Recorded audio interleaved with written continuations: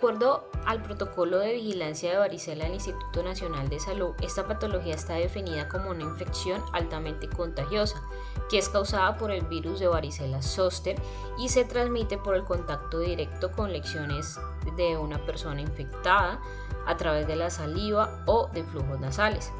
Usualmente es una infección que suele ser leve y limitada, caracterizada por la erupción cutánea. Presenta adicionalmente picor, acompañado de cefalea, fiebre o malestar general. En algunos casos puede llegar a presentarse complicaciones graves que pueden involucrar el sistema nervioso central, el sistema respiratorio y piel, y pueden conducir al fallecimiento del paciente. Estos casos usualmente se generan en recién nacidos, embarazadas, personas con alguna comorbilidad como VIH o cáncer. Según las estimaciones, la varicela es responsable de aproximadamente 4,2 millones de complicaciones que conllevan hospitalizaciones y de 4.200 muertes anualmente. La mayoría de los casos se presentan en niños a nivel global, sin embargo, los datos han ido disminuyendo, es decir, los casos se han reducido desde la implementación del esquema de vacunación y un 5% de los casos de varicela ocurren en adultos con complicaciones frecuentemente como encefalitis, neumonías virales, septicemias, alteraciones hepáticas, renales y hemorrágicas.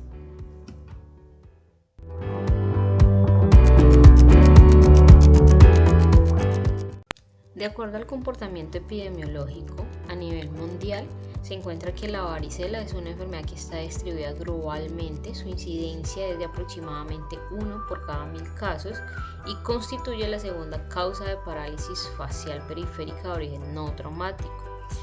Un 4,5% y 8,9% de los casos están relacionados con herpes zóster ótico. Se encuentra que en el mundo las mayores incidencias han sido reportadas en zonas tropicales y que para países como Estados Unidos, Reino Unido y Japón el 80% de los casos han sido en los niños de 10 años. Pero esta edad de infección aumenta de los 20 a los 30 años en regiones como India y Sudeste Asiático.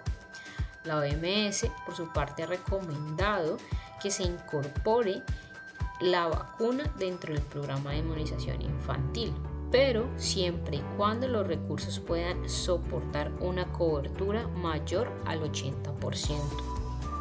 En América Latina, la varicela reporta una tasa de incidencia de 270 casos por 100.000 habitantes y una tasa de hospitalización correspondiente a 3,5 casos por cada 100.000 habitantes. Esta incidencia ha presentado una reducción drástica después de que se ha hecho introducción de la vacuna en programas nacionales de inmunización. Sin embargo, se siguen presentando casos en los países.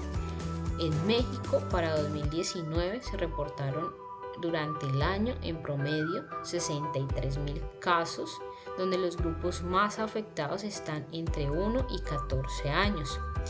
En países como Venezuela y Perú, la notificación no es obligatoria, sin embargo, se tiene conocimiento de la presencia de casos.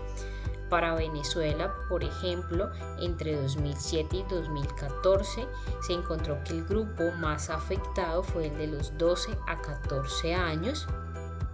Para Perú se evidenciaron un total de 1.073 hospitalizaciones con complicaciones como infecciones secundarias de la piel y partes blandas, adicionalmente complicaciones neurológicas y oculares. En países como Argentina se reportaron 150.000 a 180.000 casos durante el año, donde las incidencias más altas se encontraron en los grupos de 12 a 23 meses y 24 a 48 meses. En Costa Rica el reporte sí es obligatorio y es de notificación colectiva.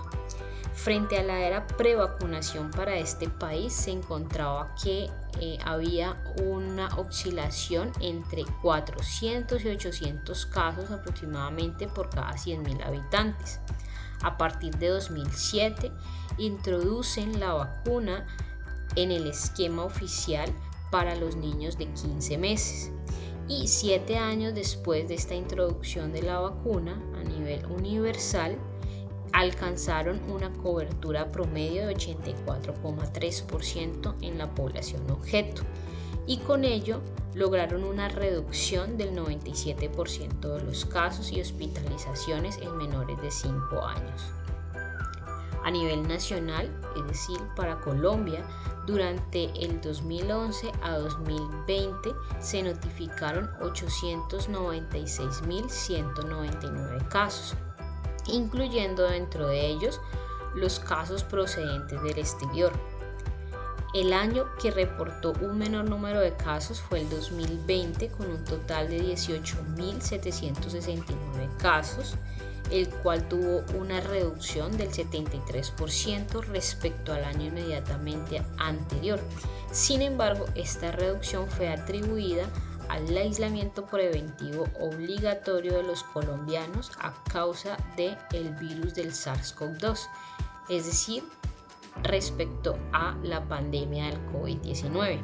En 2020, el comportamiento porcentual respecto a sexo no tuvo mucha diferencia.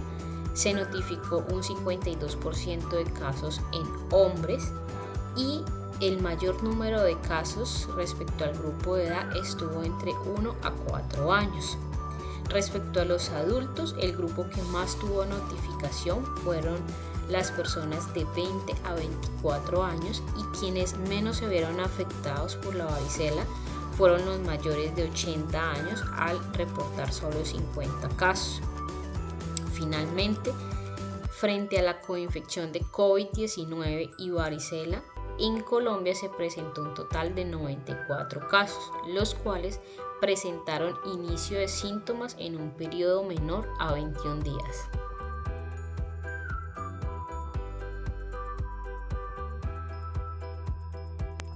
El estado del arte nos indica que la varicela es una enfermedad vírica aguda y generalizada que es altamente contagiosa, con un comienzo repentino, con fiebre moderada, síntomas generales mínimos y una erupción cutánea de tipo maculopapular durante unas pocas horas y vesicular durante 3 o 4 días, que deja costras granulosas.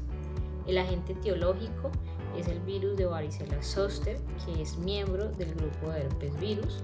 El modo de transmisión está dado de persona a persona por el contacto con las ampollas de alguien que esté infectado o por la dispersión aérea de secreciones respiratorias. Por tal motivo, el hacinamiento es un factor de riesgo importante que se evidencia en lugares con población confinada, como establecimientos penitenciarios y batallones de fuerzas militares. El periodo de incubación es de 10 a 21 días. El periodo de transmisibilidad por su parte dura hasta 5 días, aunque generalmente es de 1 a 2 días desde el exantema de varicela, y persiste hasta que todas las lesiones están encostradas. En los pacientes inmunocomprometidos con varicela progresiva, probablemente el periodo de transmisibilidad sea durante todo el tiempo de evolución de nuevas lesiones. La susceptibilidad es de toda persona que no haya enfermado previamente por el virus o que no haya sido inmunizado con la vacuna previamente. El reservorio solamente es la fuente de infección el ser humano. La inmunidad nos indica que luego de cursar por la infección de varicela, generalmente se tiene una inmunidad de larga duración. Sin embargo, pueden existir segundos episodios de infección por el virus, aunque es raro que ocurra en personas inmunológicamente normales. También se encuentra que es capaz de permanecer en un estado latente en tejido del nervio humano y puede reactivarse en aproximadamente el 15% de las personas infectadas. Adicionalmente, el protocolo indica que las complicaciones ocurren en personas inmunocomprometidas, neonatos, niños menores de 1 año y adultos. Estas complicaciones se presentan en diferentes niveles. Una de ellas es sobreinfección bacteriana de lesiones cutáneas. A nivel de pulmón se encuentra la neumonitis viral. Neurológicamente hablamos de encefalitis, cerebelitis, meningitis, mielitis, síndrome de Guillain-Barré, síndrome de Reye, varicela hemorrágica, evidenciando vesículas con contenido hemorrágico, entre otras complicaciones como miocarditis, pericarditis, hepatitis y nefritis. También nos describe que la varicela tiende a ser más grave en los niños menores de 1 año y en los adultos, siendo más probable que conlleva hospitalizaciones y siendo casos fatales en adultos sanos 3 a 40 veces más que en niños de 5 a 9 años. Adicionalmente, los niños nacidos de mujeres que desarrollan varicela durante los 5 días antes del parto y 2 días después del mismo están en riesgo de padecer de varicela neonatal, la cual puede ser fatal. Finalmente, nos indica que el síndrome de varicela congénita puede ocurrir en un 0,4 a 2% de los niños nacidos de mujeres infectadas con varicela durante las primeras 20 semanas de gestación. Las características de este síndrome de varicela congénita incluyen hipoplasia de una extremidad, anormalidades de piel, encefalitis, microcefalia, anormalidades oculares, retraso mental y bajo peso al nacer.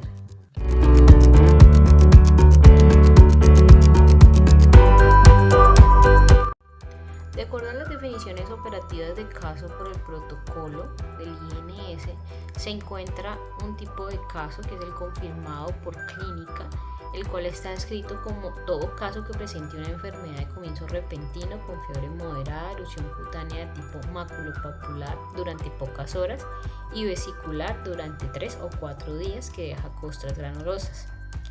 Estos casos se indica que deben ser evaluados por el profesional competente para diagnosticar la varicela y poder resaltar que el evento adicionalmente puede ser asociado por nexo epidemiológico, es decir, un contacto con un caso confirmado.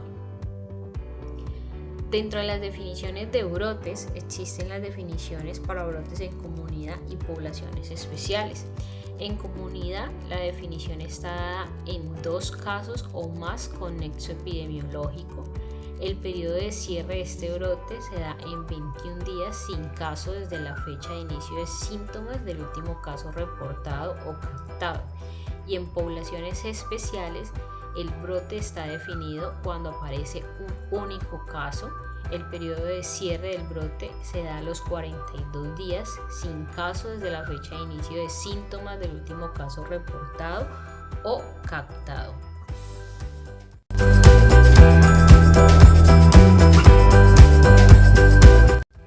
En orientación de la acción frente a las actividades individuales, el protocolo nos indica que en la investigación de campo no se requiere hacer dicha investigación al 100% de los casos, pero sí se debe captar la totalidad de los casos para recolectar información de identificación y localización que permitan hacer un seguimiento de incidencia y posible detección de brotes en un área específica. Se debe iniciar aislamiento, lavado de manos frecuentes, no compartir objetos personales, usar pañuelos o cualquier otra barrera al momento de estornudar o toser, hacer uso de tapabocas de alta eficiencia y debe realizarse desinfección de material posiblemente contaminado por la persona que se encuentra cursando por la patología. Frente al aislamiento que se debe iniciar cuando es en población confinada, se debe tener identificada un área de aislamiento, tener en cuenta los posibles desplazamientos, como por ejemplo las idas a los baños, contar con medidas higiénicas y sanitarias totalmente adecuadas para evitar contagios. El área de aislamiento señalada debe contar con un flujo de ventilación. Se debe tener en cuenta el periodo de transmisibilidad para implementar estas medidas de aislamiento y se debe abordar de manera adecuada los procesos de aislamiento interno dentro de la institución. Cuando hablamos de un aislamiento en centros educativos, instituciones o similares, los casos de varicela son aislados en sus hogares y pueden ingresar a las actividades escolares o laborales cuando la erupción haya formado la costra. Cuando hablamos de un aislamiento en un ambiente hospitalario, es necesario un aislamiento estricto por el riesgo de infección de pacientes inmunosuprimidos que son susceptibles. Como acciones colectivas se deben realizar capacitaciones acerca del comportamiento de la enfermedad, aportando conocimiento a las personas que se encuentran infectadas.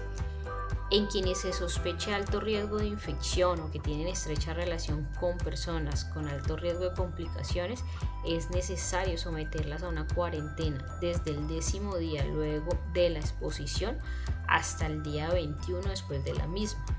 Y finalmente, frente a un brote, las acciones corresponden a confirmar los casos clínicamente, informar la situación detectada inmediatamente a la Secretaría de Salud de la entidad territorial local. Esta a su vez será la encargada de realizar la investigación de campo y retroalimentará la información al departamento hasta llegar al nivel nacional. La notificación debe ser realizada de forma individual y colectiva, como ya se ha anunciado. Se deben identificar los contactos, se debe hacer una búsqueda a partir de fuentes secundarias e identificar nuevos casos con la vigilancia comunitaria, y las medidas de control de brotes en cárceles deben ser realizadas por entidades municipales y departamentales concertadas previamente con el centro carcelario e INPEP. Es necesario recordar que se debe realizar el reporte de situación CITRED para todos los brotes, independientemente del tipo de población, en los tiempos que ya han sido estipulados, es decir, a las 24, 72 horas o más.